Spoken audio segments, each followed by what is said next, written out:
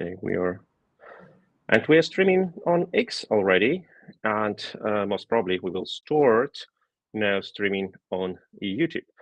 Welcome to the European Resilience Initiative Center video podcast. And today we have a very special guest. We have His Excellency Andrij Melnyk, and everyone who is interested in Ukraine knows Andrij Melnyk perfectly, and I hope follows him, because Andrij Melnyk was an ambassador to Germany, Ukrainian ambassador to Germany, on the day of Russia's full-scale invasion, and like several years before, and many months after the invasion. And he was a person who has mobilized German society to support Ukraine. He was a constant guest on TV shows. He lobbied a lot for Ukraine, and he's now an ambassador, a Ukrainian ambassador to Brazil, another important country worldwide, member of BRICS, one of the world's largest economy. And between these very important positions as a Ukrainian diplomat abroad, Andrij Melnyk worked as a deputy minister of foreign affairs in Ukraine. Thank you that you found this time, Your Excellency, and thank you for your work and what you have done already. And I hope we will have a very interesting conversation today. Oh, thank you so much, dear Sergej. It's a pleasure and honor to be your guest, and I would like to send my sincere greetings to all the viewers, to all the people that listen us today. Thank you so much, and we for this video, a live video interview with Andrij Melnyk, we have a transatlantic conversation, a true transatlantic conversation, as I am sitting in Kiev, in Ukraine, and Andrij Melnyk, as you can see from his window, is sitting in the southern hemisphere and in western hemisphere in Brazil. So we're sitting like practically diagonally on two quite different parts of the world. But besides this introduction, I always wanted to ask you, you are a person who can say, I'm the one who made Chancellor Scholz personally very angry. And we remember how Chancellor Scholz it was visible that he was not happy with you as an ambassador and as a diplomat. And many said back then, like, is it actually a task, aim of a diplomat to make this public dispute with the head of government in a country where you are being located? For me personally, it was a very good what you've done. But how did it feel personally to be one who Chancellor Scholz doesn't like? Well, I mean, personally, that was not an easy task, because usually, as you know, diplomats, they act behind the scenes, and they try to be calm and move things without public. But in my case, when the Great War started in February 22, there was no other choice, because before that, especially since Russia started to pull its troops around Ukraine, you would remember in April 21 there was the first attempt, and then it was in autumn 21, and all signals they indicated that that was not just a bluff, but that was a real preparation of a large-scale invasion of the Russian army.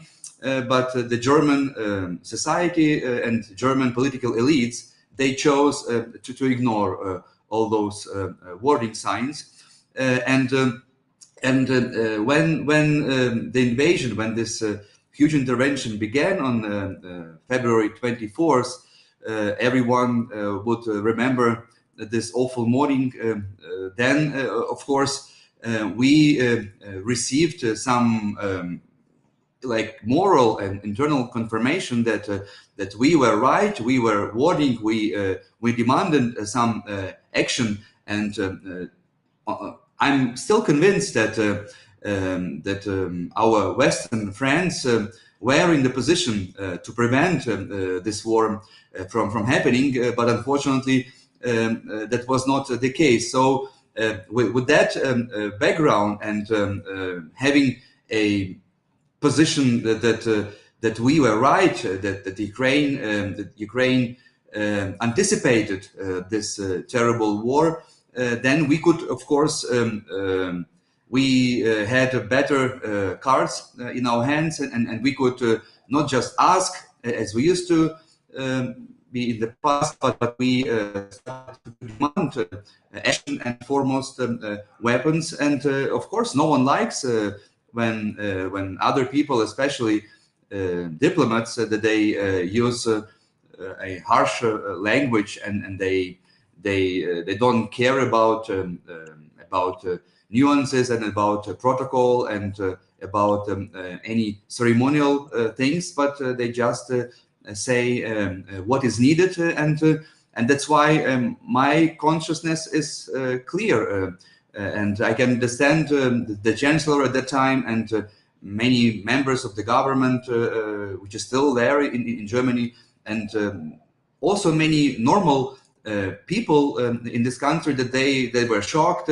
Some of them where they could not understand how this could happen. How can an ambassador of a foreign country behave himself like I had to do? But in the end, for me, what counts still was the result, and I'm really happy that we managed, and I'm thankful especially to dozens, even hundreds of journalists, German journalists, that supported us in that critical period, especially in the first days and weeks after the aggression started, and it helped us, of course, to persuade a broader public and create some internal pressure on the government. So the government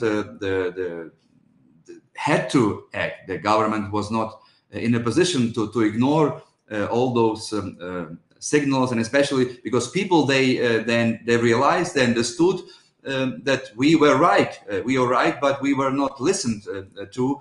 Our voice was ignored by the government, by political forces in Germany at that time, and that's why we managed to turn the page and to persuade the Chancellor to take a decision to send first weapons. You would remember it was on a Saturday, a day before the big speech, Zeitenwende speech of the Chancellor Scholz in the Bundestag on Sunday morning, but it was just some anti-tank weapons and portable weapons and some Stinger missiles, and that's it. And when the decision was taken, it was on the evening of Saturday. I still can remember because I met on that evening the defense minister of that time, and then I reported gladly to the capital, to the president, to the foreign minister, that Germany has changed the course.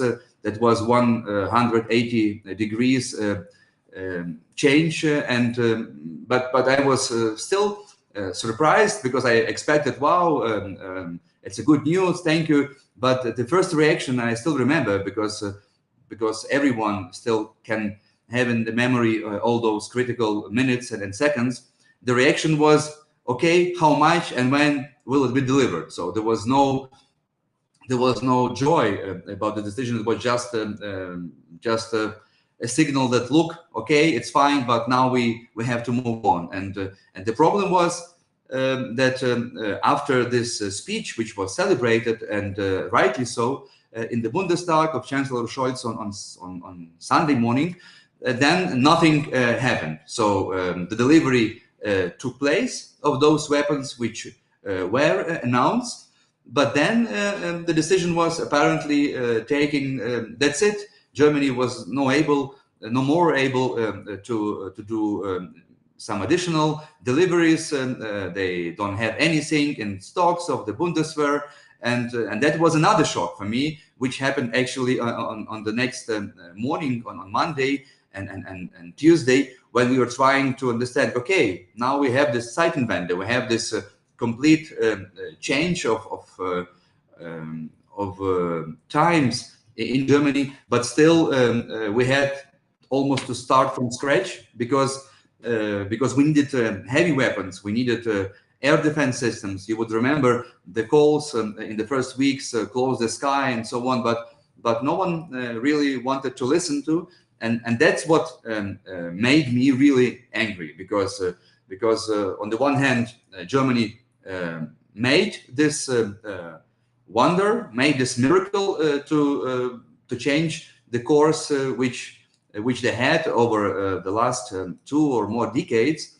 But at the same time, they got afraid themselves of this courage in the first after this first shock of the war, and then we had actually to start from scratch, and that is what led me to use some harsh language, which apparently made people and also Chancellor Scholz himself offended. Absolutely, I can also remember that situation, and I just came from Ukraine. I was posted to Ukraine for Heinrich Böll Foundation in Germany, Germany's green political think tank, and I came back to Berlin in September 21, and I was running through the political Berlin, trying to convince my party comrades. I was a member of Green Party back then, and to convince them to send weapons to Ukraine, especially with Robert Habeck, who was back then a co-leader of the Green Party, expressed his wish in Ukraine while being in Ukraine in May or June 21, that Ukraine needs to get defensive weapons. But obviously, early before the full-scale invasion, there was not understanding in German political elite, even in the Green Party, except of Habeck maybe, that Germany needs to send lethal weapons to Ukraine to protect Ukrainians. And I remember in just like a week before the full-scale invasion, Ukrainian Jews, like Association of Jewish Communities in Ukraine, have published an open letter to Chancellor Scholz saying, we are those children and grandchildren of survivors of the Holocaust in Ukraine, and now we are afraid that we'll be killed by another invasive army, and we ask you, German Chancellor, to send us lethal weapons so our army can protect us. And me, as a naturalized German citizen, I was shocked when this letter has never been answered by the Chancellor. And I think that is really an insult to any promise never again, because never again is happening now. And German government is doing nothing.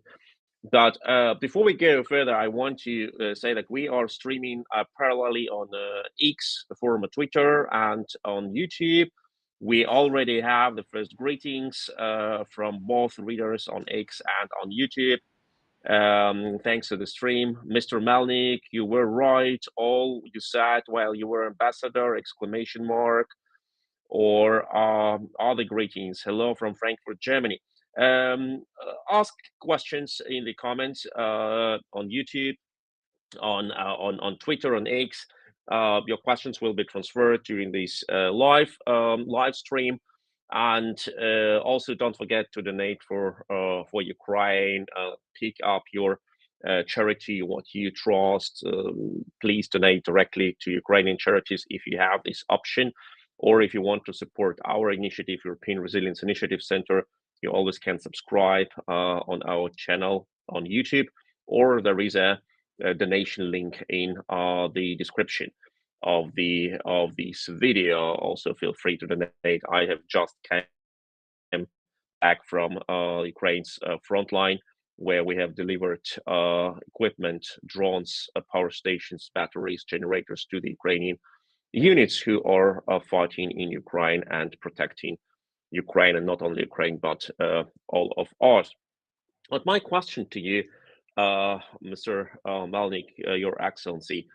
How can you explain, as a person who knows Germany, how can you explain, you know how German political elites are thinking, how can you explain why is the question of Taurus missiles so important for Scholz? Like, he has delivered artillery systems as one of the first nations. He has delivered tanks before the United States delivered Abrams. They're not much tanks, but still. He has delivered all the equipment which kills Russian soldiers, which is good because they are soldiers of an invading army. They are free to choose either they desert or they let be captured by the Ukrainian army or they die. Like, it's a very simple choice. It's nothing bad in killing Russian soldiers on the Ukrainian soil. And Scholz delivered all these weapons, but he's not ready to deliver Taurus, while both United Kingdom and United States and France delivered their missiles. What is so specific in this stubbornness of Scholz? Well, for me personally, there is no logical explanation for this denial, and I think it will remain for some time quite an enigma to understand the real reasons behind it. I still can remember when the discussion about Taurus evolved. It was in the beginning of May, I think, 23 last year, just 1 or 2 days after, as you correctly mentioned, the Brits and the French decided to send us similar weapons, similar missiles, and then I posted in Twitter or in X this request to the German government. Look, you have this Taurus. We know that you have a couple of hundreds of them, and it's very powerful weapons that Ukraine would need, and we would be happy if Germany could consider this option to join the allies and send Taurus to Ukraine as well. Then there was a pause, maybe a week or so, and I think the first one who reacted was Roderich Kiesewetter from the CDU party, from the Christian Democratic Party, who said, yes, why not? It's really, it's an option, and Germany actually would be able to send to deliver part of the systems which belong, which the Bundeswehr has been using, and that's why that was just a matter of a political decision. That was not a matter to order those missiles, to produce them first, and it would take time. But Germany were and still is in the position to send Taurus missiles at any moment. Why the reaction was so reluctant as it still remains? I don't know the reasons. Maybe, I mean, it seems to be that it's the same logic that that German politicians used to employ before the Great War, and also in the first months, but until now, actually, that we would like to omit any and to avoid any escalation. And since, according to the assessment apparently of Chancellor Scholz and his government, that might be the stage that the Germany would reach that another level of escalation, which is for me is not plausible at all. But that's something, I think it's a psychological moment, and as you mentioned, maybe some sort of stubbornness to say, okay, if everyone demands from me to send Taurus, including probably former Ambassador Melnyk, then I will do anything but not to allow this to happen, which is very sad, because I think it's not just, and of course we all saw that the opposition, the CDU-CSU party in the Bundestag, they demanded, I think, a couple of times during the plenary sessions to send these weapons, and that might be also one of the topics that, because the opposition demanded that, I will not bend, and I will not agree upon this. And that's a pity, because I remember. I'm sorry for interrupting you, Your Excellency. I remember how Chancellor Scholz said once, answering a question not related to Ukraine or weapons, on another issue, I believe. He said literally that I'm uh, I'm a leader of this country, and I lead because I force you to do what you don't like to. And I think that is a very weird understanding of what leadership is. So, but it seems that for Scholz, at least I understood his saying of his that way, that he enjoys to demonstrate his position of power by either forcing people to do something they're not agree with, or by denying their rightful and legitimate and clever proposals, just to demonstrate that he's above the logic, above the arguments. He cannot be convinced by arguments if he really thinks that he wants to demonstrate he's in a position of power and he can do whatever he wants to. And here we have a question or a commentary by Twitter user HG, who says, I will translate it from German into English, our Chancellor runs a policy of fear.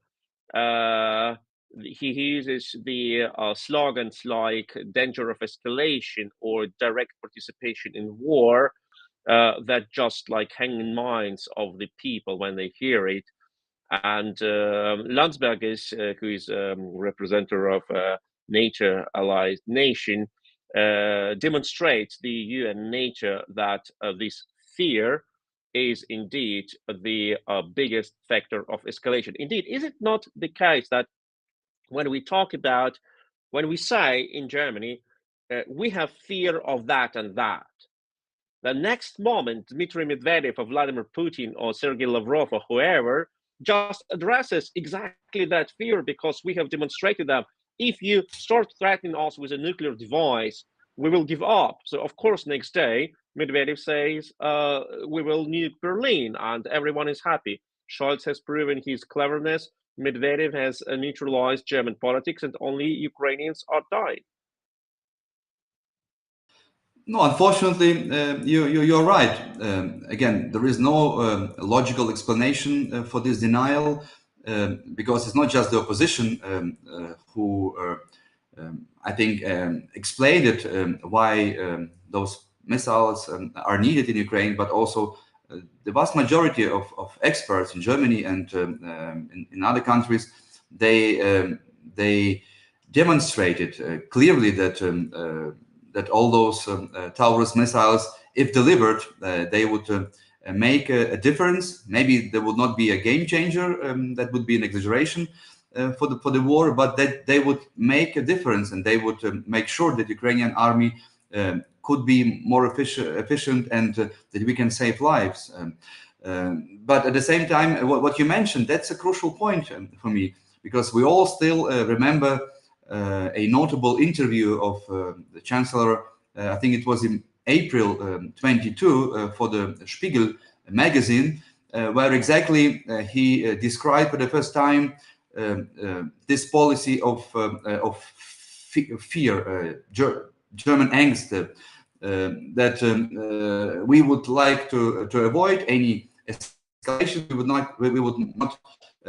We would not allow that Germany and NATO countries would become part of this war, and that was like a leitmotif for the policy of the Chancellor and actually of this government until this very moment, and that is regrettable, because as you mentioned, Putin has been waging this war not just against Ukraine on the battlefield, but this war is still ongoing in a psychological dimension. This is a war which, and that is even more important for Putin to to persuade the enemy, and it's obvious that Russia considers Germany and the Western countries as enemies, even though Germans would not like to see this way, but that is a fact.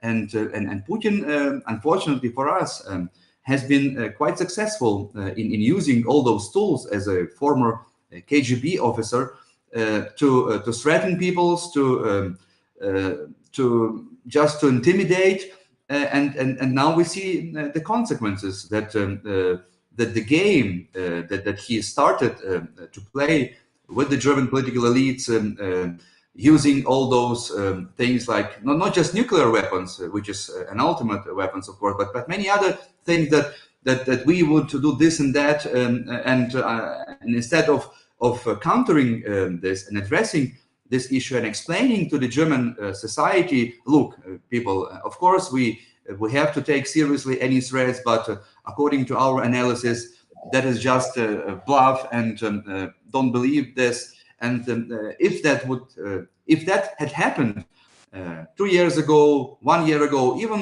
half a year ago, I don't think that so many populists in Germany going, which is very, which we can feel with each fiber of our souls, because that's something that goes beyond the reason. Because if you are afraid, then no logical thing can help you to get rid of this fear unless you really address it correctly. And that is now the problem, because even if you've just been to the front line, and very grateful to you, dear Sergey, and to your team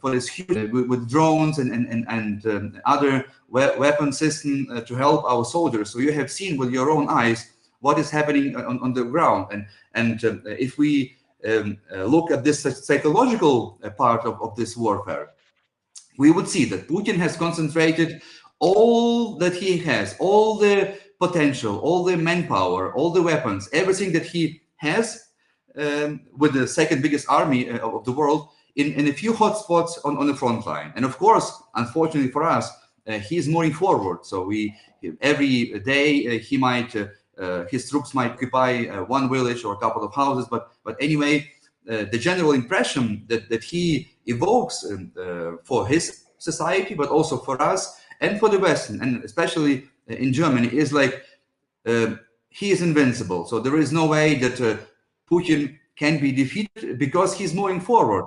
And that is a fact. Since a couple of months, we see this develop on the ground. And that is also a part of the special operation, if you wish, psychological warfare, trying to convince, unfortunately with some success, that there is no way that that Putin's troops could be stopped. So it doesn't matter whether you would deliver Taurus, or whether you would deliver Eurofighter, or any other weapons that Germany still have and could send to Ukraine. There is no way, and that is a very dangerous threat. Yeah, I just need to say that we have, out of like some reason, I have no understanding why something wrong with Elon Musk's Twitter or X. We have a broadcast which has just jumped to another not channel on Twitter, just like stopped and started at the same time. So if you follow us on Twitter, former X, please check on my account, Sumlenny. You can find the new broadcasting link, and it is still running. It is already running. Everything is fine, and your commentaries will not be lost. But unfortunately, the first broadcasting has stopped. Now we're broadcasting on a parallel link, and on YouTube it is running without like any problem. So we are running as normally, and we have like comments on both X and on YouTube with congratulations and with gratitude to Ambassador Melnyk.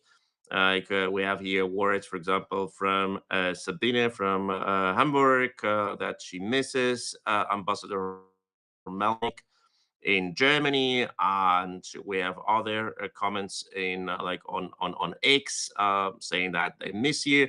And I think like you have a lot of friends in Germany who really appreciate how you helped German government to understand at least the necessity, and first of all, German society to understand the necessity of this war which Ukraine has to fight. It's not the will of Ukrainian army, of Ukrainian society to fight this war. Ukraine was forced to do it. So write your questions, leave your questions on these broadcasting on YouTube or on Twitter, and we will ask them. And we have here like some questions. I'm not sure, dear Ambassador Melnyk, if you can answer this question.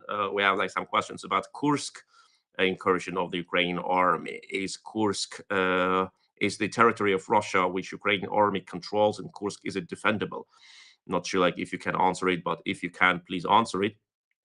And also here, like from our subscriber and the general, Resilience General, which is one of the subscription ways at our YouTube channel, Cyrilla von Sintra.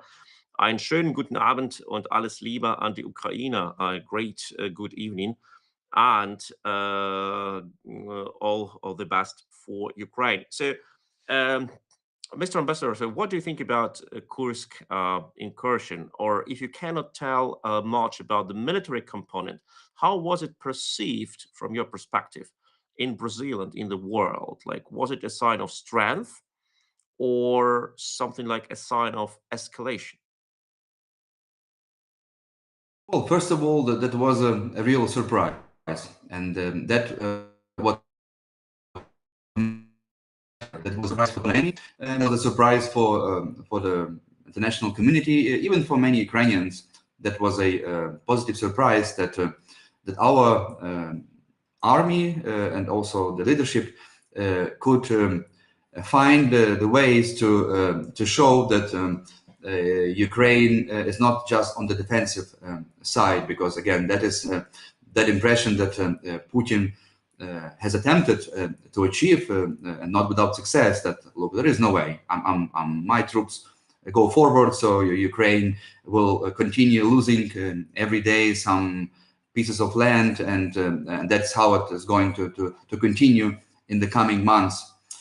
So this Kursk operation, from that perspective, again from the psychological point of view, has been a success, because in this situation when this psychological warfare brings fruits for Putin, that our friends and allies in the West become more and more reluctant to send new weaponries, which we need. And you've seen yourself, we just were speaking about the situation on the front line, and it is not easy in terms of all the heavy weapons that Ukrainian soldiers would need. So that is the message of Putin. That again, maybe I would repeat myself, but that's an important point. That we move ahead. Ukraine is retreating. So that's why. So why should anyone continue assisting Ukraine? So it's a lost war. Sooner or later it will be over. So that's why let's better stop it sooner than later. And this operation in the Kursk region of Russia has demonstrated foremost the creativity of Ukraine, and it's similar. I can even see some parallels to the first weeks of the invasion in end of February and March 22, when most people in the world, also in Germany, of course, they truly believed, and especially the government, of course, that why shall we help Ukraine now at that time? That would make no sense, since in the coming days, maybe weeks, Kiev will fall and the government will be in the exile. So why shall we send any weapons, even if it was seen as necessary? So it's a similar psychological effect that the Ukraine with this surprise, and I think the leadership of the army, they learned from the mistakes last year. You would remember the counteroffensive that everyone, I mean, even maybe the only the lazy one have not spoken about this. So everyone was sitting in front of TV sets and expecting the big counteroffensive being so successful that Ukraine would get back the Crimea by summer 23. So we had big expectations.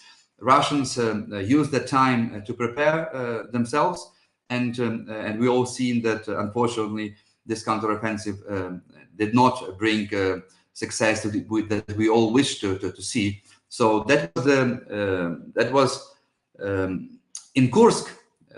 That was a different logic, and that's why we managed with this operation to change again the perception that Ukraine is not losing, is not retreating, is not trying to defend, but Ukraine is capable and ready to risk, because of course that was a big risk to go into the Russian territory and to start this difficult operation from the military and logistical point of views. But I think that the risk paid off, and it changed the perspective again, especially among our Western friends and allies. That well, look at them. I mean, they still able to surprise us in a positive way, and that's let's not stop the help which we have seen, and you've seen the operation started in September, and if we speak about Germany, in July we all received those terrible news that the German help assistance will decrease by 50% next year, from about 8 billion this year to 4 billion 25, and then 3 billion 26, and in 27, 20, actually 3 years, there will be a reduction of 16 times. So that was a big news that everyone or many tried, to disguise under the carpet.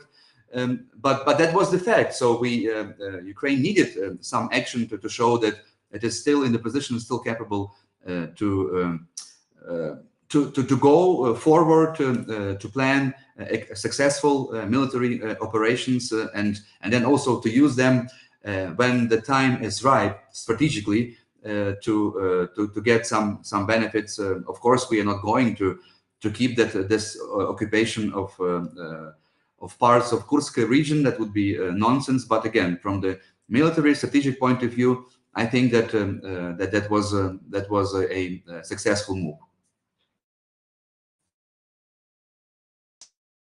Absolutely, and what I see that like I've been to Sucha in Russian territory, Kursk Oblast, controlled by the Ukrainian army, and I talked to the locals, and they were. I need to say they were surprised how friendly Ukrainian army is, and each of these people tried to tell me that they understand some Ukrainian, that they can maybe even talk some Ukrainian. And when I asked them about like what they think about Vladimir Putin, I cannot quote their words which they used describing Vladimir Putin, and that is practically, it says a lot about how they see this operation. And of course, for this Ukrainian operation was a sign of strength. And another aspect which I would love to address is we had a lot of talk in the West about how Russia or Putin himself have their red lines, and it was used by the Western politicians to let me say, to explain why this or that weapon was not delivered to Ukraine, or why Ukraine was banned to use that or that weapon on Russian territory. And every time Ukraine did something which was declared to be red line, for example, hitting Russian air bases on Crimea or hitting Russian refineries on the Russian sovereign territory, everyone said, okay, like it is bad. Okay, our red lines, which we believed Russia have, they have not been confirmed. But what is really red line is an invasion of Ukrainian army in Russian territory, when Ukrainian army, Ukrainian troops will control some parts of Russian territory, Russian cities, Russian towns, etc. And now look, it happened like 3 months ago. Putin demanded from his army to kick out Ukrainian troops from Russia on the 1st of October at least. Ukraine still controls this territory. Russia is far from liberating or recapturing, or you name it, of these territories.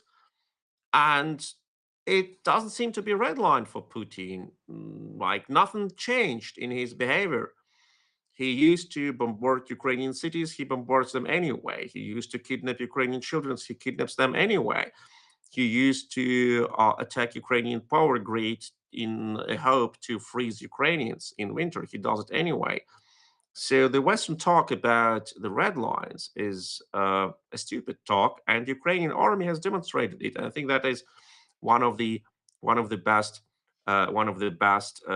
results of this campaign, besides the fact that Ukrainian army has demonstrated its capacities. But Your Excellency, you work in Brazil, and Brazil is one of the members of so-called BRICS union. And BRICS was founded, okay, first of all, BRIC, Brazil, Russia, India, China, then South Africa joined this informal club or formal club, and it turned to be BRICS. Now, like all the countries join it, like 20 countries, and many are famous for being a sort of anti-Western or Western skeptical. And one of the points of criticism in these countries is the US. And when Ukraine gets support from the US, that automatically makes Ukraine suspicious in eyes of these leaders. And you are posted to a country where the leader, President Lula, has expressed his ideas of how he would love to see peace in Ukraine. And they seem to be like somehow ignoring the imperialist plans of Russia against Ukraine. So I'm not an expert in Brazil at all. Can you explain me, and maybe the audience, I don't think that many people understand Brazil very good in this room. Can you explain what is going on there? Why is President Lula so naive, and can he be educated somehow? Look, the reasons are not really explainable. You can compare it to the Chancellor and to this reluctance and denial policy that we see until now. The point is, BRICS plays. I mean, for Brazil, BRICS is one of the key elements of its not just foreign policy, but for its economic prosperity, if you wish, because BRICS has been a child of the current diplomatic advisor of President Lula, Ambassador Celso Amorim, and he is a godfather. He has created actually, or this. It was not organization, but this forum of states, which is now expanding, as you rightly noted. And in Russia, next week, actually, in Russia, in Kazan, there will be a summit, because Russia has the chair in BRICS, and Lula is flying to Russia tomorrow to participate. I mean, for us, it's still difficult to understand why Brazil, being actually a democratic country with democratic institutions, with over 200 years of independence and with strong judiciary, why Brazil still plays this game. And honestly speaking, until now, I have just a part of this explanation. I mean, for Brazil, again, this economic success plays a crucial role. And if you look at the BRICS country for the time being, in this extended form, then that you would see that it is like even today that's 35% of the global GDP, 35% of global GDP, and 45% of global population. So it's they really think that they are not just could become an economic player, which was the initial idea behind BRICS, but that they can also play a stronger geopolitical role, and as a actually as a counterweight to the Western world, as you know, to G7, and now we see that how this perception in Brazil is moving from this initial plan just to expand ties, trade ties, but also investment ties within this bloc. And then now they see that the voice of BRICS has become so strong that they can actually ignore the West and challenge the West, because we see what is happening inside. One of the big issues today in next days will be the use of national currencies of BRIC member state in the mutual trade and investments.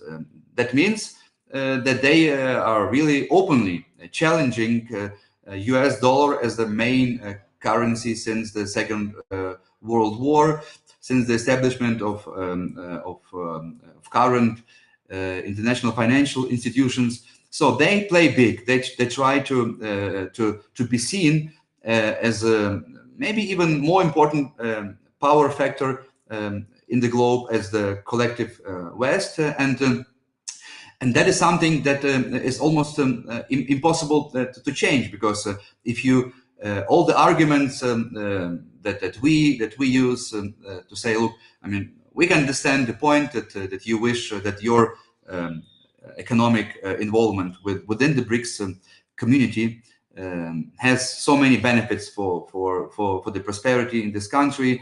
But again, I mean, if you trade with the country that is leading or is still conducting the biggest aggression on our continent since 1945, that money, that Brazilian money that are paid for fertilizers or for diesel and many other goods, they are used by the Russian government for the army to kill Ukrainians, and not just on the battlefield, but bombing cities and villages. So that logic that doesn't work here, because they don't say they don't care, but that's how it looks like, that they don't really want to hear these logics, and then they start to say that, look, but it's not the only conflict in the world. There are so many other wars and no one really cares about them, and especially now the situation in the Middle East, which is becoming more and more difficult. So that is the line of explanation, at least here in Brazil, which for us sounds truly ridiculous, but that's how it is. So that's why we need to look for other instruments and leverages to make sure that Brazil might choose the way how to ensure that the GDP is growing, and the GDP here has been growing. Now it is the 8th biggest economy in the world, according to statistics, over $2 trillion US dollar GDP. So it's really huge. So and they have a lot of problems inside the country. Inequality, injustice, huge poverty, which they hope with this course of actions, strengthening ties with China, to somehow to compensate. And and I don't have any justification for this government at all, because for me my heart is breaking when I have to explain again and again the obvious things that we share with our German and Western friends, and then listen the reply that's really shocking every time. But still we continue to find or to look for ways how to make sure that that if Brazil would continue to completely ignore and not just Ukrainian position in that sense, which is obvious because we are the victim of this aggression, but also the position of our closest allies and friends, and not just G7 countries, but also other countries in the West that show the concern that it cannot be that Brazil could play on both fields and everyone would swallow this kind of pragmatism, as they call it. They call it a pragmatic position here in Brazil, and that's not going to work. And that is now a question not to us, because we are not in the position to have any influence, unfortunately, here, because economically we don't mean anything to them. Our trade turnover is like 200 million US dollar, and the trade turnover with China, or at least the exports from Brazil to China, it's 100 billion US dollars. So it's not comparable. It's 500 times more than with Ukraine. So that is something that we are not in the position to challenge this stance, but our Western friends, they are, and they could, if they wish, to demonstrate that that they have deserved some more respect for their concerns, for their security concerns, now especially for Germany, for countries in Europe, which might be the next aim of this aggression, and that's something that even German head of the German intelligence, Bruno Kahl, has said, I think last week, that by 2030 NATO has to be prepared for a Russian intrusion. That means in 6 years. That is a scenario which seems to be realistic, and our Western friends, unfortunately, they did not manage, or maybe they did not really want to persuade our Brazilian friends here and to make clear that this kind of complete ignorance, not just of some economic, but of core security interests, especially in Europe, has to have some consequences. Absolutely, and as you say, even the German intelligence, which is normally very reluctant in calling Russia an enemy, they constantly, since the last months, publish their studies on how Russia is planning an aggression against us. And we know that in Germany, people get arrested, former Russian citizens, current Russian citizens, for plotting against German army, US army on German territory, or Ukrainian army being trained on German territory. Russian drones are flying over our Bundeswehr military bases.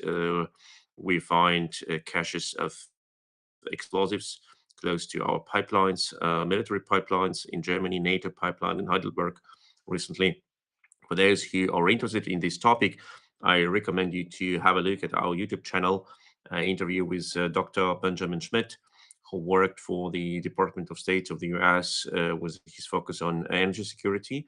And he is a person who investigated the Nord Stream case and other cases, how Russia attacks our infrastructure. Highly recommend it, with a lot of inside knowledge on this YouTube channel. You can find it like one of the last live streams. But here I want to address the comments, and I encourage you to leave your comments and questions or ideas in under this video in both YouTube and Twitter. One thing seems to be like very very personal, and I really want to quote it because I have got like some questions like that before this video, I need to say. And here, Twitter users with the name Eddie says, hello, Mr. Melnyk. Serious request, please check your old Twitter list of blocked users again. Thank you very much. And then 3 emojis, including a Ukrainian flag and all possible welcome signs. And I think that I know how much you were, Your Excellency, under all possible attacks for your good job. And I think that when a person is under such waves of attacks by trolls, like you have been, you first ban people and then ask about their motives. But really, I have got like a lot of requests to ask Andrij Melnyk to unban me, or unban my husband, or unban my friend, or unban my brother. That's just the thing. And here a lot of commentaries by Cyril von Sintra, who is a general of resilience at European Resilience Initiative Center. And this person greets Ambassador Melnyk and says that one day the West will wake up and understand that this reluctancy was bad and will like strike decisively. But I need to say, before that day, it is Ukraine and Ukrainian army which protects us from Russian invasion. And I've been all these days, came just yesterday from Ukraine's front line, where we have been hunted by Russian FPV drones while we have been delivering equipment to the army. And I need to say that not all units are equipped good, and they're still fighting bravely, and they sacrifice their lives. And if you would know in what conditions Ukrainian soldiers live there in trenches, what supply, how they fight, and it's not a scout camp there. It's a very hard life, not only in the sense that you risk your life every day. It's also like taking a shower is an adventure, because normally people don't have a shower there. Like going like to toilet is an adventure, because like you is a challenge, an adventure, run water challenge, because you don't have like running water very often there, and it's in water very often there, and it's dirty, it's cold, it's wet. You have natural hazard there, like insects, mice, etc., etc. It's daily sacrifice of health. Even if you don't get shot or wounded or get concussion, you sacrifice your health anyway. You drink energy drinks in liters every day just to stay awake, because it's challenging. I don't want to steal time to describe this, but just think about how much Ukrainian soldiers sacrifice their daily life. And here, like, other questions come. Thanks to Mr. Melnyk for the thanks to Mr. Melnyk for the insight of Brazil. I guess that Brazilians and other Latin countries still can see Russia as the USSR. They don't see Russia as a terrorist criminal state. And here, thank you for much excellent insight from Brazil. Couldn't Western partners raise more awareness about brutal mafia state Russia is? Maybe that might resonate with the Brazilian audience. What do you think about this, Your Excellency? Like, does Ukraine has chance to explain the colonial character, imperialistic character of Russia's invasion? That Russia is not a shiny, anti-capitalist left paradise where everyone is happy and people live in peace and respect to each other, and just want to build a society without control of American imperialists and bankers. But Russia is a turbo-capitalist country with huge exploitation, with ethnic hierarchies, with racism, racist profiling in the police, with torture in police stations, and extrajudicial executions. You're right, and that's a failure of Ukraine. That's a failure, actually, of our diplomacy, since we regained the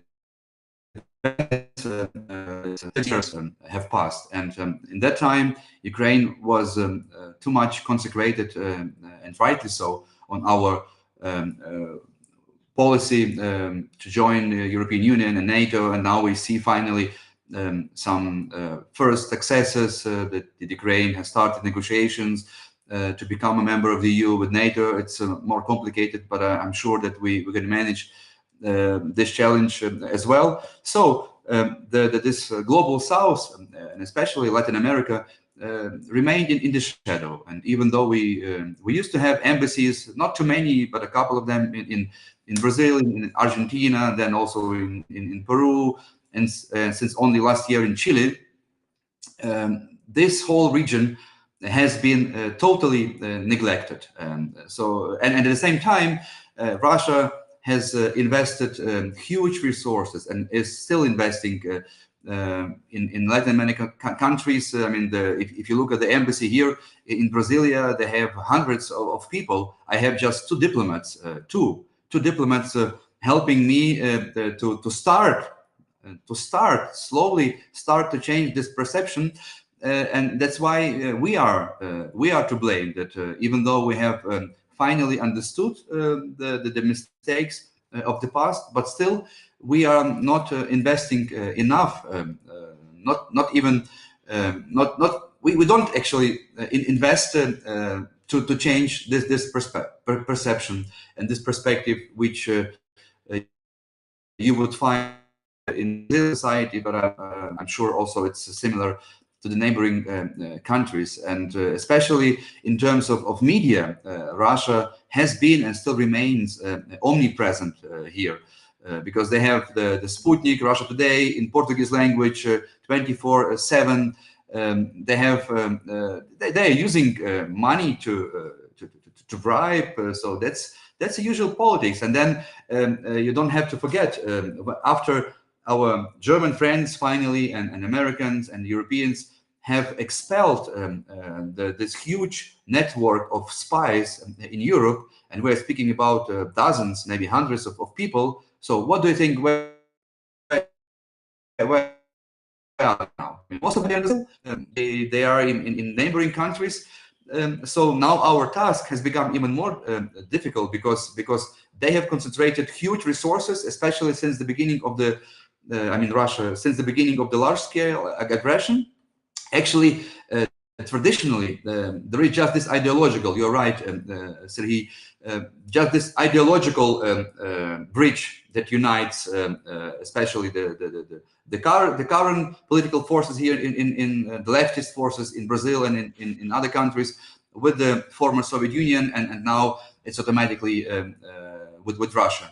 But since 2.5 years, they have, I would say, maybe 10 times more, they have started to invest here, because they see that all those seeds that they put in the Brazilian fields, they bring fruits. They bring fruits. They bring this neutral position, which is not neutral at all, as we see, and that's why it makes sense for them to do even more. For us, what are we going to change here? Foremost, the no interest among journalistic community here in Brazil. So of course people were writing about Ukraine from time to time, but only when there were breaking news. When the war started, of course there was a huge shock here as well, but then it disappeared. So we don't have, like in Germany, we have now dozens, I would even say many dozens of journalists who are engaged and involved in the Ukrainian file on a daily basis, not just when something happened, but they're trying to analyze, to understand. And that is something that I'm also personally proud for, that we managed to create this solid basis of experts and journalists trying to know more, to travel to Ukraine. That was also 2, 3, 5 years ago, that was similar like in Brazil. Very few journalists were willing to go to Ukraine to see with their own eyes how it looked like on the front line during the Normandy talks and so on. And here you can imagine, here we have a geographical distance which plays a huge role. So we are trying to change that perspective. So we're helping Brazilian journalists to go to Ukraine. So within the last, since the beginning of this year, there were 4 groups of journalists going to Ukraine, like for 10 days, going to the east, going to Bucha, meeting not just politicians or the president, interviewing him, but also speaking to normal people. And we feel that even with this small beginning,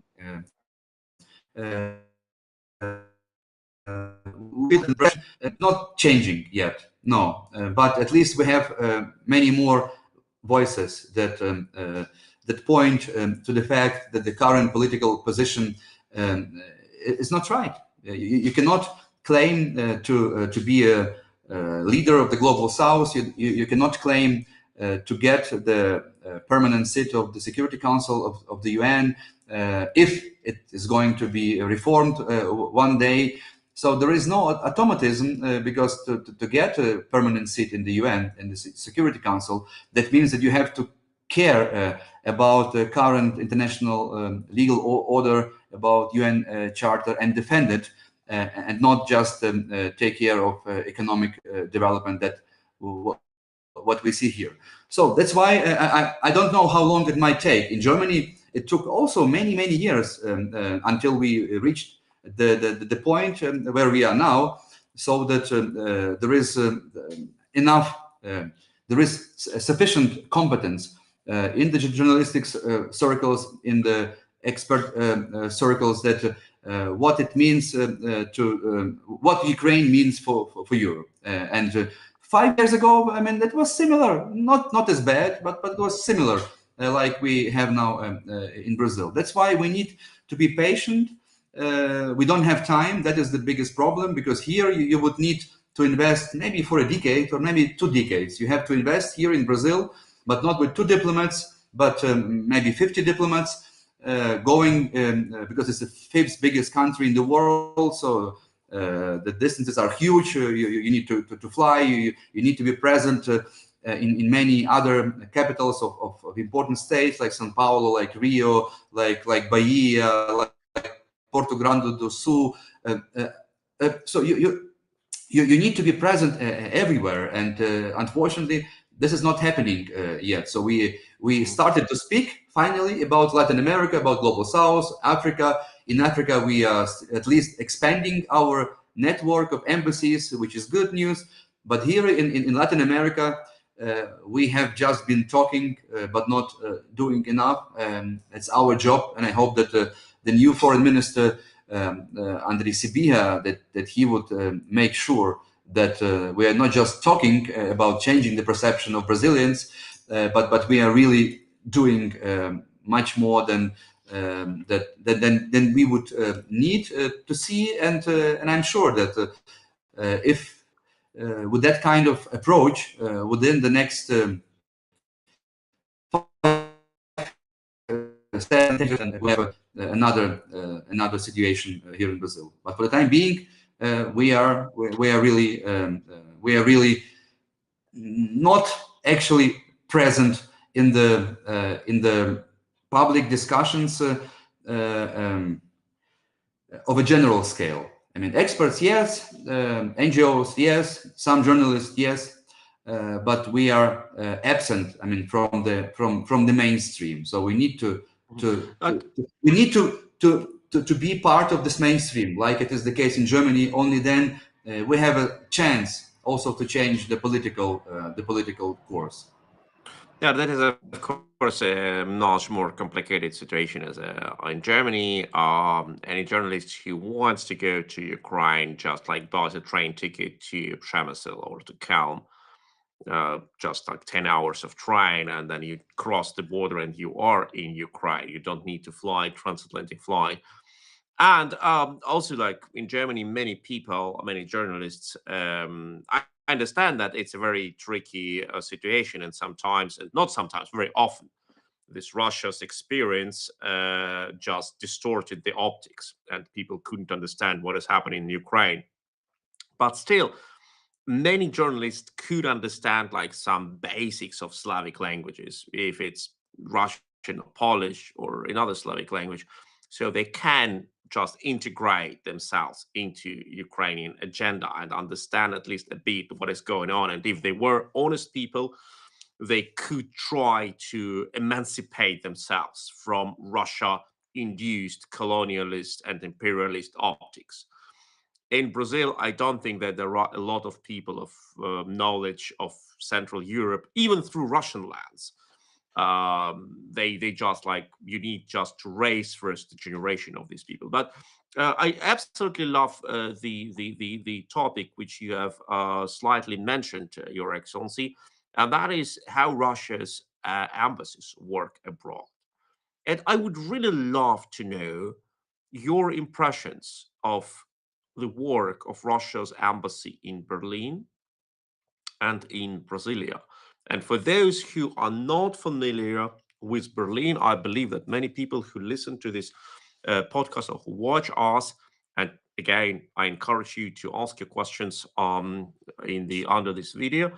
And I think that for many who are not familiar with Berlin, Russia's embassy in Berlin is located in the very center of the city, just like 200 meters from the Brandenburg Gate, just 500 meters from the Bundestag, from the parliament.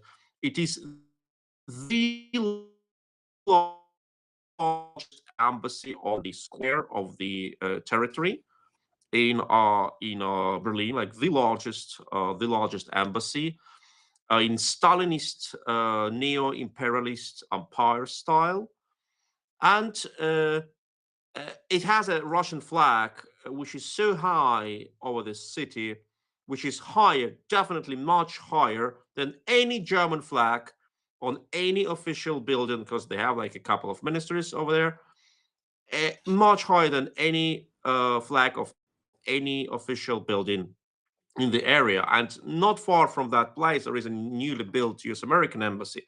And Americans don't have their flag over the embassy. They have it in front of the embassy, like a bit like diagonally flying like in front of the entrance. So they don't dare to have their flag like dominating over the center of Berlin. But the Russians say, hell no, we want to show that we are here present in the city.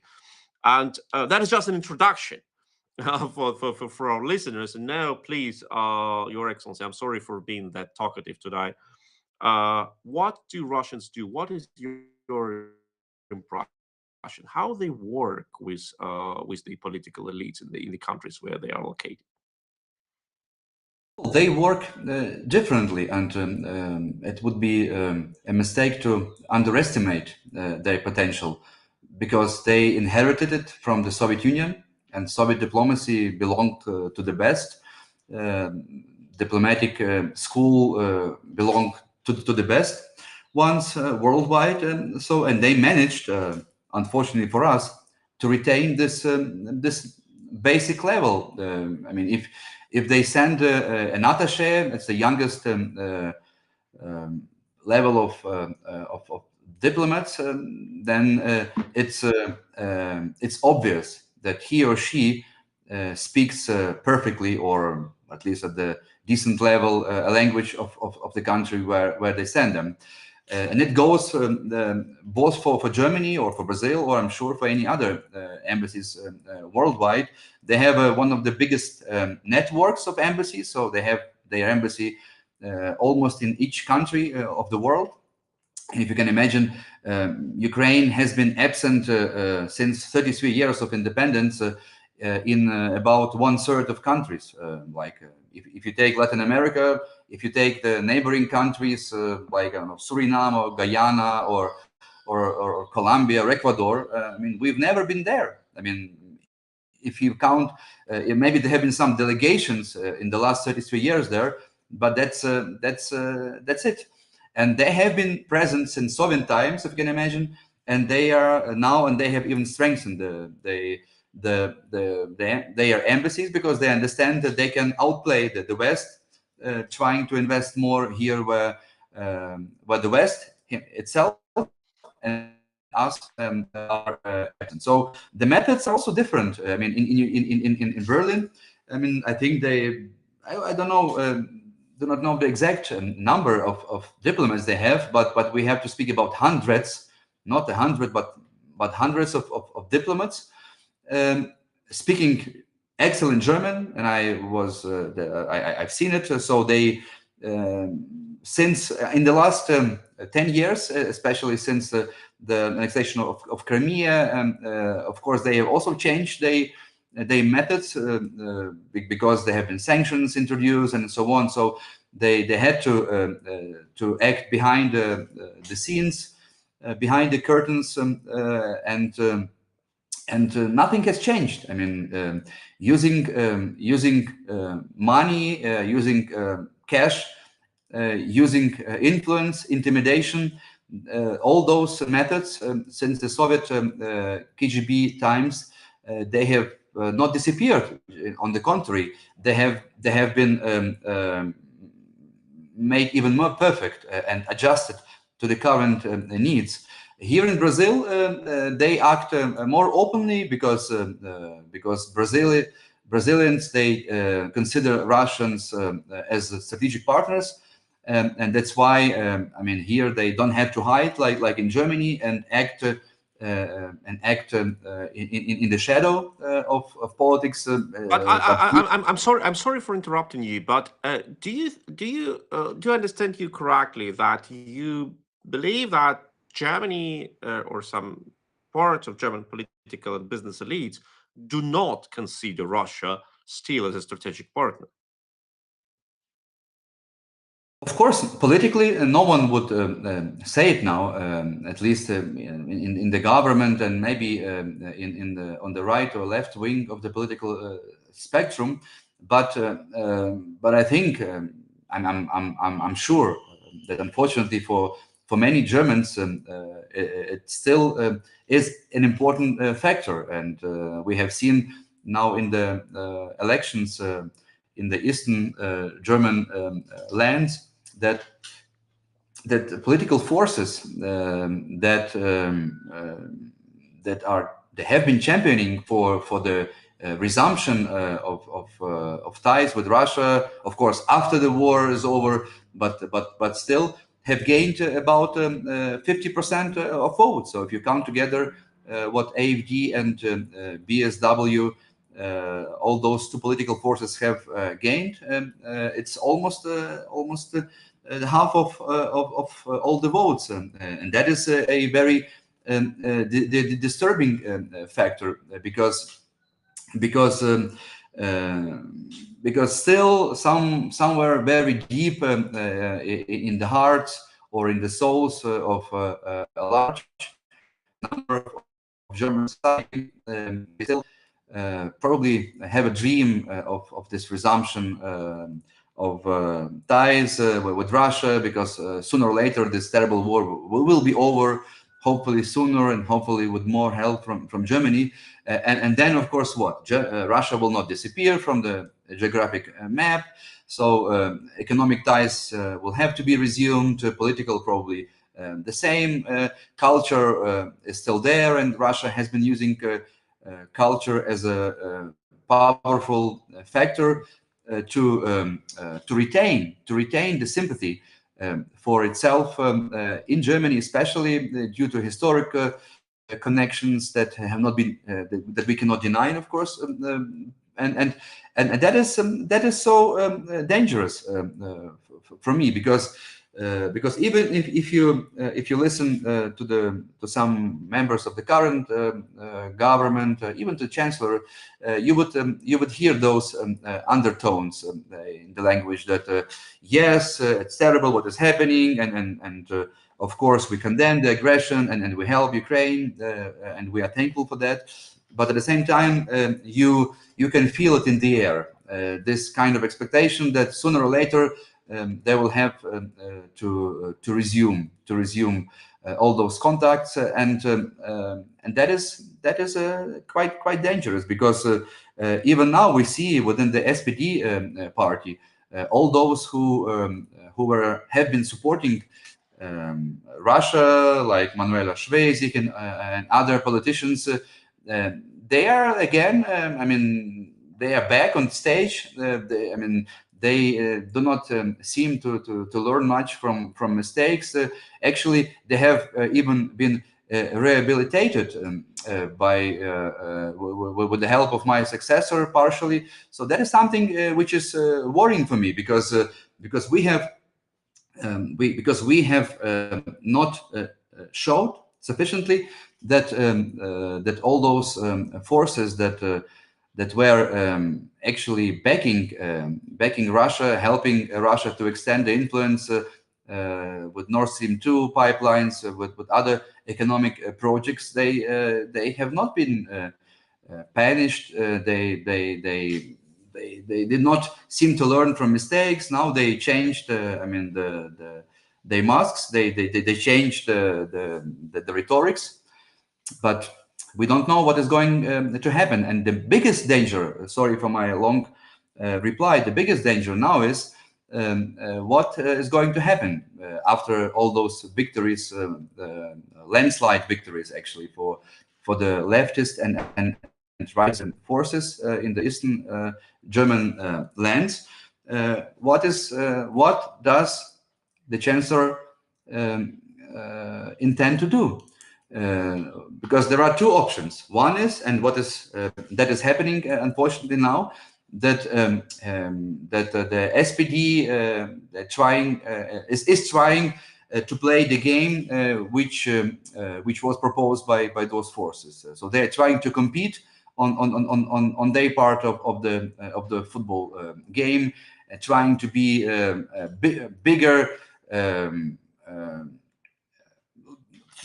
trying to show that it is SPD which has this tradition of being a peacemaker party, of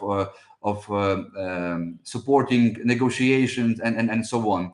And now what we see this competition which they are going to lose, because if people are going to vote for AfD or BSW because of their harsh rhetorics, there is nothing that SPD can do here. They will lose this game. Or another option could be to show that the course of the which many see now as a failure, that this course can be continued, and we have still 1 year, even less now, until the forthcoming elections in September 25. So that is another option, which seems to be more difficult for the Chancellor to choose, namely to not just to continue the previous path, but again to cross all those red lines that we spoke about, and to be a peace party, but not in the populistic sense, but a peace party in a sense that making Ukraine stronger in this war would bring peace sooner than vice versa, than playing the game of who is a bigger negotiator, who will speak now to Putin. And we need those voices. We need diplomacy. It's also, I think, that has been a mistake of our Western friends in Germany and in the States, everywhere, not to find a way how to communicate with Russia. So you would not need just to have a nice phone call speaking about nothing or just exchanging opposite views. We need a smart diplomatic communications. We need their channels to use to convey the message, because otherwise, since 2 years, there have been complete silence, and that vacuum that evolved is being filled now as we speak by countries like China or Brazil or some other. So, and I'm not sure whether many Ukrainians would be really happy with the possible or potential mediation role of those countries from the global south. So we need our allies in the same boat to help us to prepare this diplomatic fight on the negotiation table when time is ripe. Not now, not tomorrow, not the day after tomorrow, but sometime we will need that readiness, not just to speak and show to the German public that, look, when I've spoken to Putin, now I am a big peacemaker. No, that is nonsense. What we need some smart strategy to prepare, to have conditions. What is going to happen? And I think if we manage in the next months to raise more awareness in the political elites in Germany, but also generally in the collective West, that they need to be involved diplomatically to help us win this battle, not just on the front line, but also on the diplomatic table. That is something that is the biggest challenge from my perspective for the time being. That are like a number of very important aspects you have mentioned in your answer, Ambassador. And I also would love to quote some comments which appeared during your speech. And here, of course, like a wish for you to overall success for your work in Brazil, and hope that your work will wake up the Brazilians and help them to understand the reality on the ground. I think like two comments are. One is that I quoted in English as it was written: Germany is just too full of old Stasi and Russian money laundering schemes, which probably is one of the reasons why Russians are so successful, especially in eastern part of Germany, with all former networks still existing. And another one, Cyril von Sintra, I'll translate it into English. The Social Democratic Party is just lying, wrong, and trying to stay, unfortunately, behind Putin. And I bet that Scholz with his and that is what this person writes, that Scholz with his allegedly fears also manipulates Biden and has the same policy. So practically, many people from the audience are they just like they have their skepsis and regarding our political elites, saying okay, they should have like some motives which are not that transparent for us. Just think about all the scandals with involvement of Russian money, like Wirecard and others. But at the same time, when we publish this, when I publish this link for this video, and the title is "Germany, a Friend of War," many people felt insulted and said, "Of course, Germany is friend." And yes, I know, like I know better maybe than many people that Germany is a friend because we raised nations in Germany, and I know how many Germans donate, and I know what comments they write when they donate for Ukraine, for the Ukrainian cause. And nobody, like no single person, like wants something for them. Like they like sometimes when people like donate 4-digit sums, and I just write and say, okay, you have donated that much money. Should you like get some souvenir from Ukraine, like maybe something what you dreamed always to have? And I say, no, please don't. Like don't tell me these stupid things. Like I just want to help Ukrainian army. I know that's why how much Germans stay on Ukraine's side.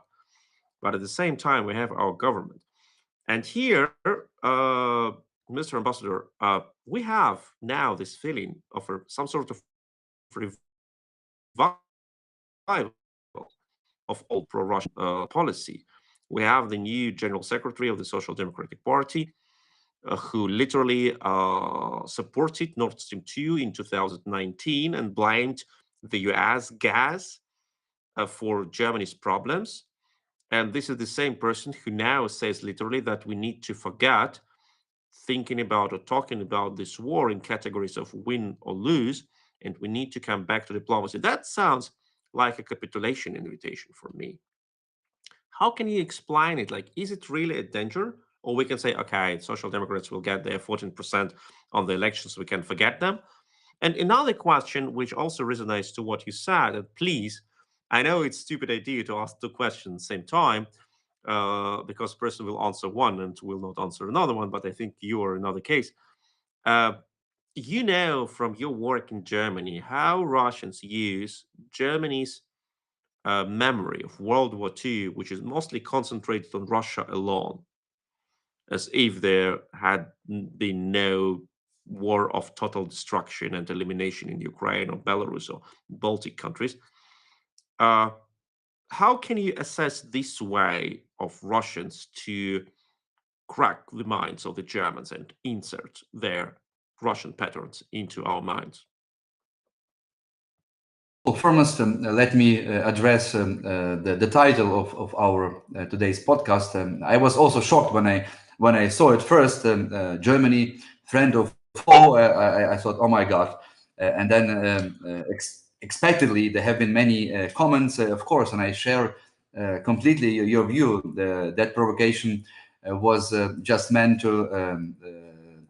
to raise some interest in our today's conversation. Of course, the answer for me, at least personally, is clear. Germany has been and is and hopefully will remain our friend. But still, it doesn't mean that we do not have forces which we can consider as enemies, as those who try to get a revenge of all those political forces that have been in place and trying to revive the same spirit of German-Russian rapprochement, which might again have catastrophic consequences for our fate of Ukraine. And we see clearly this danger that, as I mentioned, many political actors that have been instrumental for cementing this Russian German connection. I mean, this Moscow connection. There was a wonderful book written last year exposing all those hidden ties which exist decades between Germany and Russia. And unfortunately, I can imagine that many of those ties they remain in place, and they could be reactivated when the political situation would allow this to happen. And that is, of course, something that we have to be really vigilant and not ignore these tendencies that we see. That again, old figures, political figures that had to resign 2 years ago, they are still there. They even strengthen their position of powers. They have been whitewashed in the meantime, so that Manuela Schwesig could sit close to Joe Biden yesterday during the ceremony. Yeah, there was one commentary that the one person who was missing in that show is Gerhard Schröder, who should have holding a welcome speech. He was not missing, and Gerhard Schröder is another figure that has been rehabilitated in the last 2.5 years, because we've seen there are so many, we have heard so many comments. Even you mentioned the new Secretary General of the SPD party. I mean, he has been praising and other people as well. So we see this renaissance, if you wish, of old forces, and especially against the background of the landslide victories in the eastern Germany of AfD and BSW. So that is very worrying from my perspective, because that means that the old politics can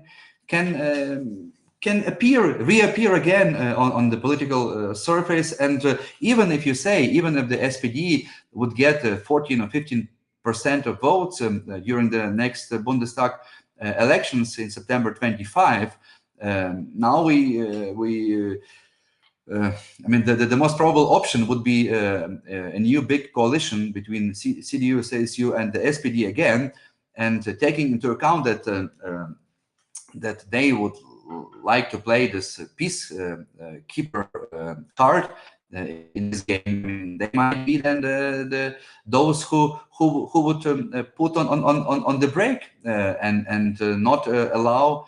I mean, we don't know who is going to be the next chancellor. Most probably it will be Friedrich Merz, the head of the CDU, and we don't know what is going to happen and what play the SPD will play during the negotiations to create this coalition. And I have some suspicions that they might play this card, that they are the only and the main country that or party that supports I mean, a very sovereign and very approach towards Russia, and I think that we still have this risk. Or if SPD would go to the opposition, that would be even worse, because then they will play it in the same field like AfD and the alliance of Sarah Wagenknecht, and they will probably even have a position which we Ukrainians would not like, but also our Western allies would not really happy with, because that would be a backfall to old times, which were terrible for Ukraine, because they have made possible this war, because Ukraine did not receive enough support after the annexation of Crimea. No weapons, nothing to be ready for a possible aggression. So all those lessons from the past, they have not been really elucidated. I mean, Germans have this nice word Aufarbeiten. I think there was a promise of Aufarbeitung of all those mistakes, not just in the SPD, in other in the conservative camp as well. But I don't think that anything happened, and that is a danger. And turning back to your second question about history, of course, history is a key, has been a key, and will remain the key. And Russia, using cleverly, using smartly, all those ressentiments and the feeling of guilt, feeling of Germany towards Soviet Union. During the Nazi time, during the Second World War, during the occupation of Soviet territory and the Holocaust, of course, they have that has been and I think still remains one of the factors that play a role in this political context. Now all those voices, they are not so loud as they used to be before the large-scale aggression, but they will appear again. I'm sure, especially when they will start talking about resumption, reconciliation, supporting good Russians, supporting progressive forces, civil society in Russia. Even now we see it. I mean, it did not disappear. It was not so much on the radar, but even the foreign ministry of Germany and many cultural institutions, they have been continuing reaching out to the civil society in Russia, supporting the opposition, and Navalny is just one factor. Many other things that we know that have been happening, because that's a classical thing. After the war, this reconciliation process has to start, and you have to get some basis, some fundament for this, and all those fundamental ties, they have not disappeared, unfortunately, and the issue of history has changed slightly. So now the perception maybe is not as unipolar as we used to see, that this historic guilt of Germany can be addressed only with respect to Russia. Ukraine is also now on this geopolitical map of historical memories, but I don't think it's that still I don't think that the majority of Germans, even irrespective of what has happened since in the last 2.5 years, they realize because they don't know.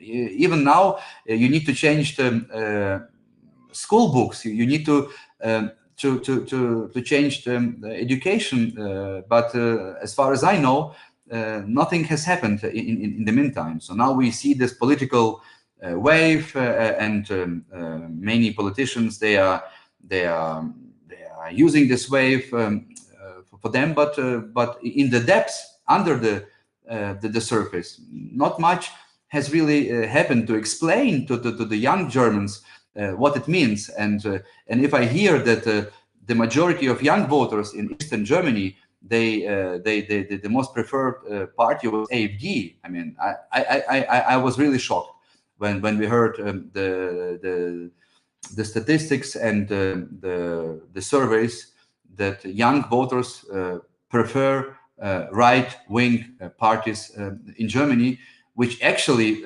try to justify many things that happened in the Second World War. And that is a real tragedy. And I did not really see that the politics has in Germany has addressed this issue. Absolutely, absolutely, and that was always shocking for me when I spent 6 years in Ukraine working here for the Heinrich Böll Foundation, which is a political foundation of the Green Party. And my time of working for Heinrich Böll ended in September 21, just several months before the full-scale invasion of Russia. But I have not experienced the sudden change of the Böll Foundation in order to, yes, we support Ukrainian army, because before the full-scale invasion it was totally taboo to support any Ukrainian right for defense of its country with weapons in hands. And I had very fierce conversations with my headquarter about the topic. Then suddenly everyone turned to be a pro-Ukrainian army.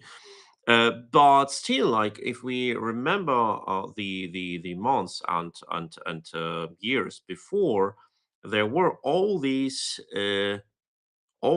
myths about Ukraine, even in the heads of the best people. All these myths about Ukrainian nationalism, which is bad, or Ukrainian corruption, which is terrible. I say, come on, we have Gerhard Schroeder. We should be the last who blame any country.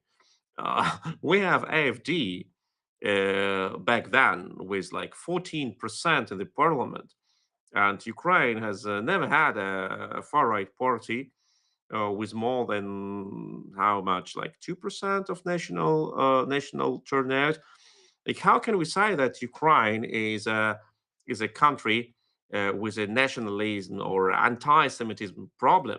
Like, try to walk in Kippah in Berlin, and you will get learned very fast, like how much anti-Semitism you have in Germany.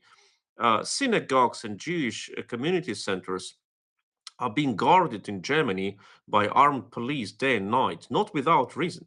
Not without reason. You still have arsonist attacks. Like, just imagine you have like police vans and armed police officers in front of every single synagogue in Berlin, and you still have arsonist attacks there. In Ukraine, I have never heard that any synagogue was guarded by anyone except of maybe like one guard inside, who is most probably not armed.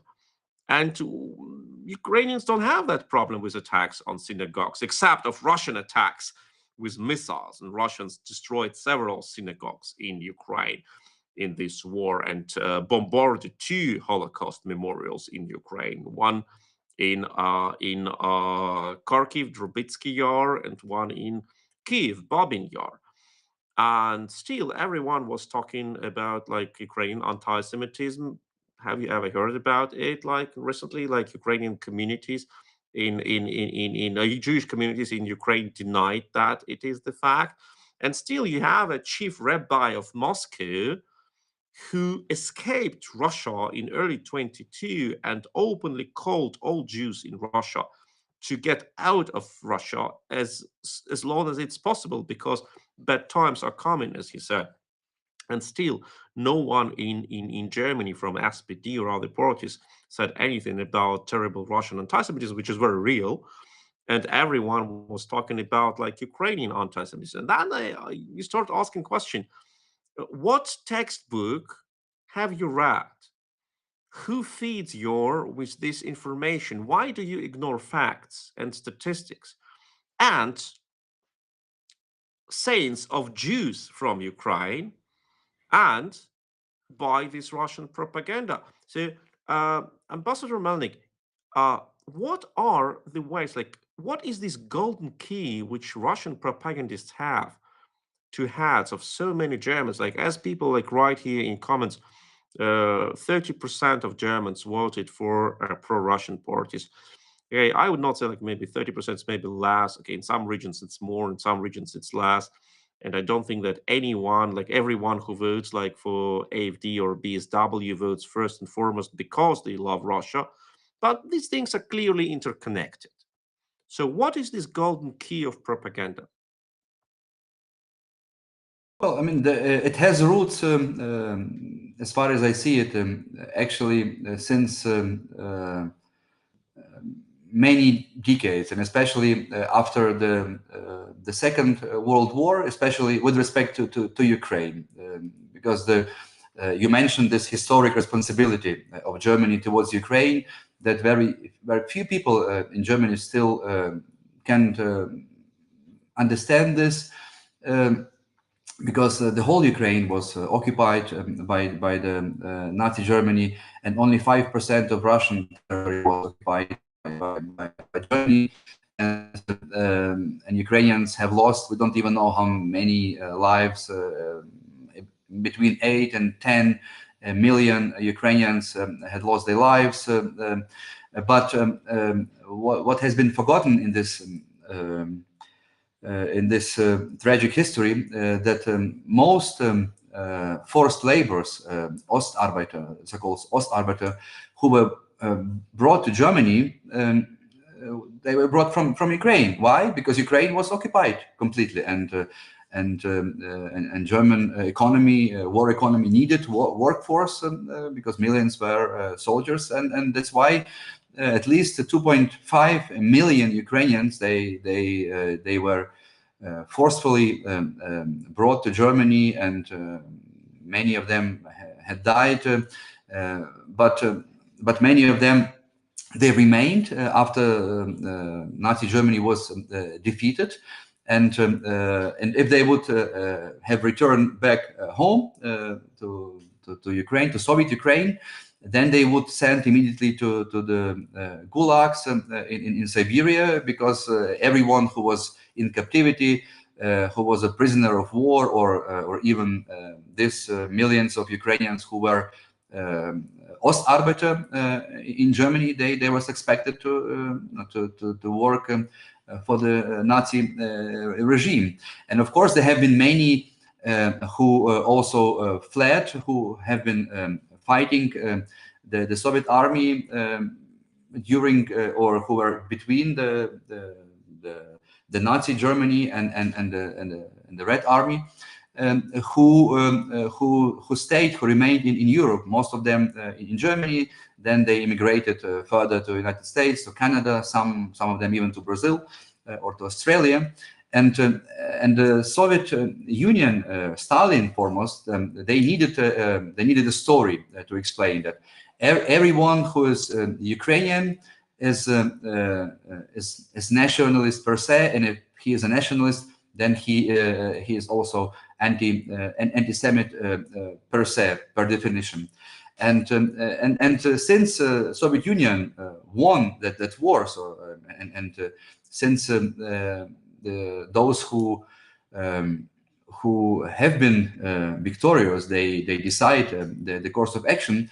Then this myth that the Soviet propaganda planted everywhere in historiographic institutions in Europe, even the United States, they have been feeding, I mean, this myth. until now. So now you see this why Putin started this war. His official explanation was because he wanted to fight the neo-Nazis in Ukraine, the neo-Nazi government, and that's why one of the goals has been and still remains, interestingly, the denazification of Ukraine. They did not discard this goal until now, even though it seems to be it is a nonsense, but because it is so deep-rooted. I mean, this understanding that everyone who is Ukrainian, who has been fighting for independence, he is automatically, per se, he is a nationalist, and that's why he cannot be supported because of this perception. And we have to say, we have to admit that this propaganda is still successful, because even now, all those topics about Ukrainian nationalists have difficult connotations, and it's not possible even now to wage a normal discussion, fact-based discussion of what really happened, because you have this stigma on those Ukrainians who had to remain after the war in Europe, and were blamed as collectively as someone who collaborated with Nazi Germany. And of course, there have been many who did this, and that has to be admitted and honestly worked out by scientists. This has not happened yet, unfortunately. So we also have a work to do, no doubt.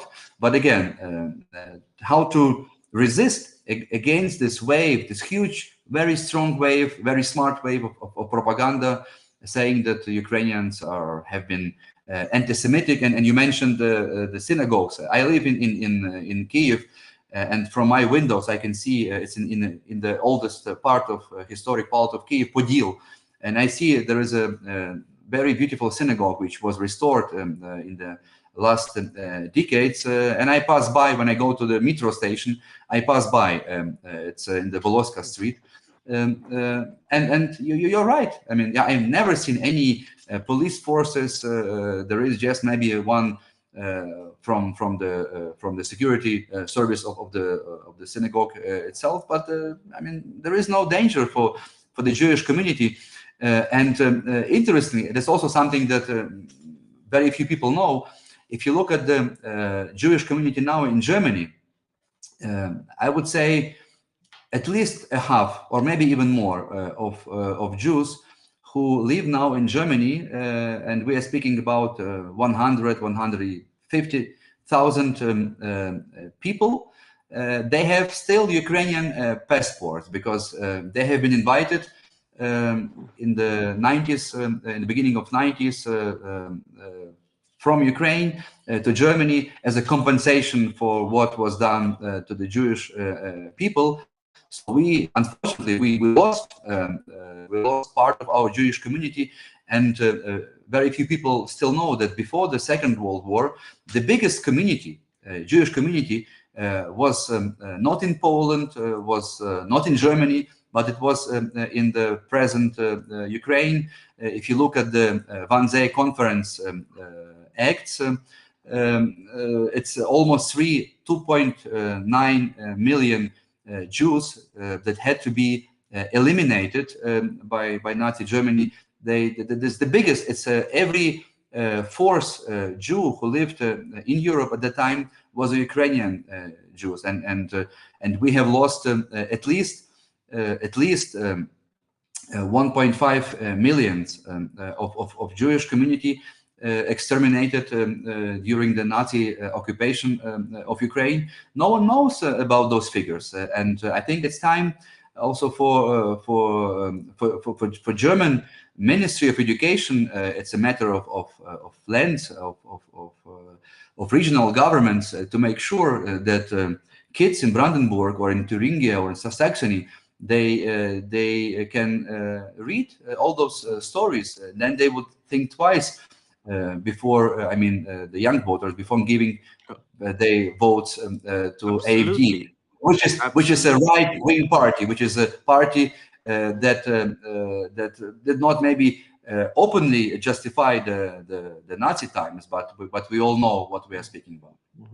Absolutely, and we have here a very good comment, which seeds very good the discussion by Monica Weigand, who says that we need to look very precisely at the history education programs in German schools, and like people, she says, everything what I know about Ukraine, I for sure know not from my university or from my school. And that is exactly what happened. Like recently, I watched the results. I saw the results of a survey in Germany, and people were asked, like, from what country did Germany kill Jews during the Holocaust? And most people said from Germany, but that's not true. Of course, German Jews have been killed, but most Jews were killed in Central Europe, because there were so many there in Poland and in Ukraine. And that is also another missing part of the education. Killing of Jews in Ukraine started before Wannsee Conference. It was the Holocaust before the decision to kill the Jews, the so-called Holocaust with bullets, as the German Einsatzkommandos moved from one city to another, from Lviv to Lutsk, from Chernivtsi to Kiev, and in Kiev, in Babin Yar, over 30,000 Jews have been killed during 2 days in autumn 41, the biggest massacre on Jews in one city within 2 days. And that's like nobody taught us in German schools. And the fact that the Soviet Union was an ally of the Nazi Germany for 1.5 years, or almost for 2 years, practically, from September 39 until June 41. Like more than 1/3 of World War II, the Soviet Union was an ally of Nazi Germany. That's also not what is being taught. And here, I really want to quote like commentary on X by one of person who has a nickname Yatotsotti, if I name it correctly, if pronounce it correctly. And he says that Ukrainians cooperated with Nazi Germans. You have forgotten to add SS Galizien being one example. Then, like, one can say, wow, can you call any nation which has not? Like, I know there was, for example, no Polish division in the SS, and that is the fact. But there were 2 Russian divisions of the SS, and there was a lot of regiments of Wehrmacht filled with Russian. There was the whole like Nazi-controlled Republic of Lokot in modern Kursk Oblast in Russia, which was totally under control of the Nazis. And the head of this Nazi-controlled Russian Republic of Lokot further was an SS general who was a member of forces which destroyed the Warsaw Uprising. There were SS divisions of Belgium, of France, of many other nations. And you don't say that France was an ally of the Nazis and all French people are Nazis because they had a government of Vichy, which Ukrainians didn't have, because they have the Charlemagne division of SS, etc. And saying like just comparing how many Ukrainians fought forced or not or voluntarily for the Nazis, just compared to the number of Ukrainians who fought in allied forces or in rebel forces and attacked Nazis. And there are German documents like saying that Ukrainian rebels need to be eliminated on sight because they're enemies of the Reich.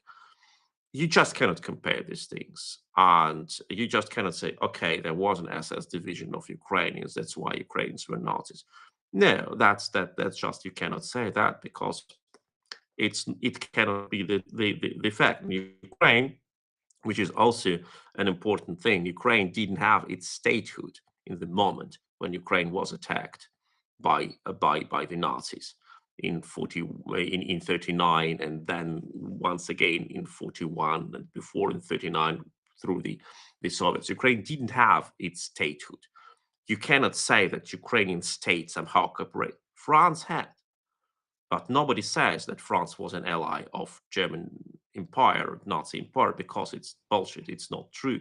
Why do you say that about Ukraine, an occupied nation which was divided between like several European countries, and then these people like have been attacked from all sides? It's just not true, not fair. But we are slightly coming to over 2 hours of this conversation. I think that Ambassador needs to have rest and come. It's Saturday, so it's your weekend. Thank you for your time. But if you allow me, just one last question. What would you wish to hear from Germany, except of Taurus? Because it's unrealistic. What would you love to hear from Germany to say, okay, I'm happy, I open a bottle of good Ukrainian wine? I think I would like to hear that Germany, irrespective of all the critics that we have expressed and will definitely express in the future with respect to the Chancellor and to this reluctance policy with respect to Ukraine, helping, but only portion-wise, only you have this beautiful word in Germany is salami tactic. So you just small slices that you give and then see what happens. I mean, I would like to hear that the German Chancellor would say, especially after the elections in the United States, and we don't know what is going to happen, who is going to be elected, that irrespective of who wins there, Germany will not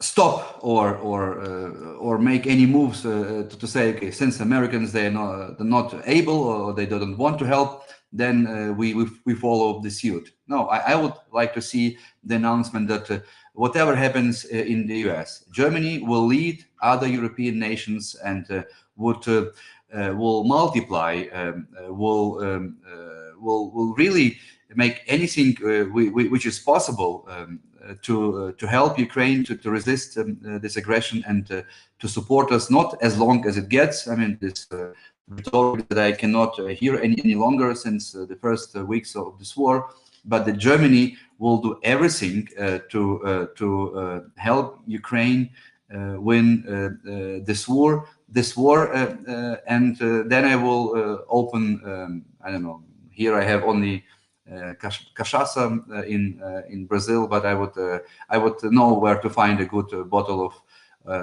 German wine from Mosel, and maybe some good beer from Franken, and then I will toast to this German courage and to this German readiness, because again we come back to where we started. Germany is a friend, and that's not just a simple word. And to be a friend, you expect from your friends that they do everything in their power to help if your friend is being attacked and is suffering. So I think that to understand what means friendship, it's not just nice, sweet words that we used to hear, but to realize what is needed and to risk to cross all the red lines in the heads of Chancellor Scholz and other people from the coalition.